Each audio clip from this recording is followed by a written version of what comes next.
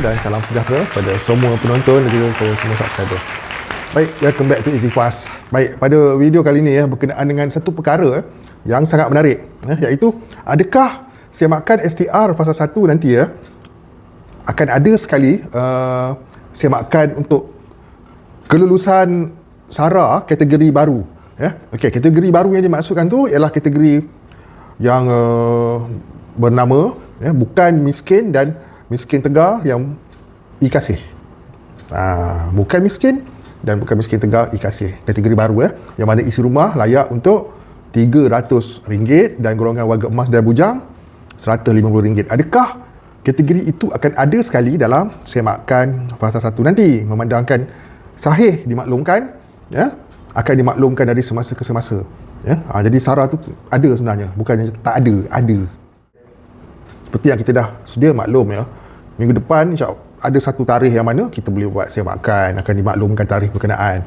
Okey, dan tarikh itu memang untuk semakan STR fasa 1.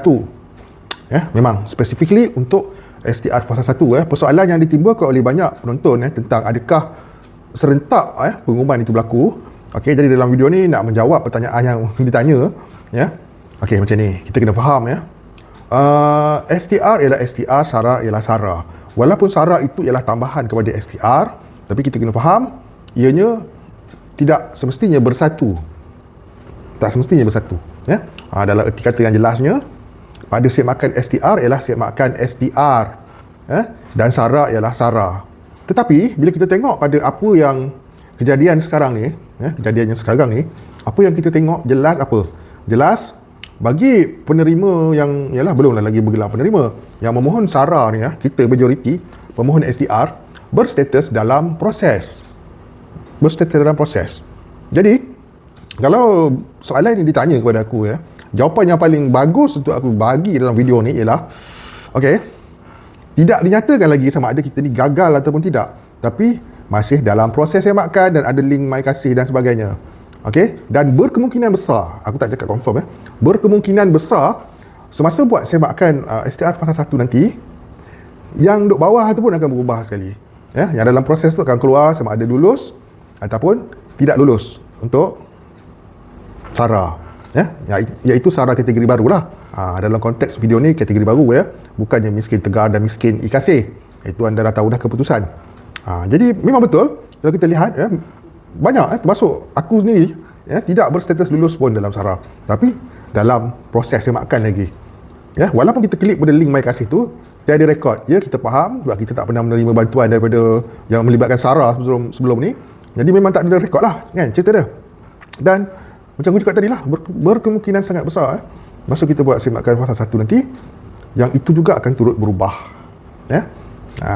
Kita akan tahu kelulusan SARA kita, amount keseluruhan SARA fasa 1 berapa, dan secara tak langsung status pun akan berubah dalam proses pengkreditan, dan turut sama status SARA akan kat bawah tu akan turut berubah juga. Jadi ambil maklum tentang perkara tersebut.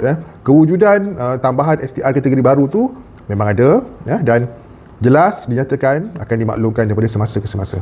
Tapi kita kena faham juga maksud daripada semasa ke semasa tu, dia boleh jadi bila-bila masa. Dia boleh jadi bila-bila masa.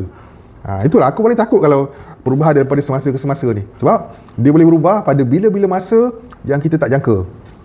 Jadi apa yang perlu kita buat, ikuti perkembangan insya-Allah, perkara-perkara yang berkenaan sepantas kilat fast sepantas kilat sampai pada aku, aku share kepada semua untuk makluman. Itu dia. Tapi itulah dia, kalau ikut pandangan peribadi aku, status yang bawah akan berubah sekali semasa kita semak kelulusan STR fasa 1 nanti. Semoga jelas dan bermanfaat apa yang disampaikan. Dan terima kasih bagi yang banyak bertanya ni. Korang rajin kontak aku kat Telegram sampai aku tak terbalas. Minta maaf kalau tak dibalas. Bila banyak sangat memang tak terbalas, tapi dibaca banyak sangat soalannya ni. Maka inilah jawapan untuk anda yang bertanya. Terima kasih kerana bertanya. Sebenarnya bertanya tu tak salah, bertanya benda yang bagus. Dan bila korang bertanya, aku akan sedaya upaya mencari jawapan yang logik untuk aku berikan. Terima kasih. See you guys in my next video. Assalamualaikum, salam sejahtera, salam hormat, terima kasih semua. Bye bye.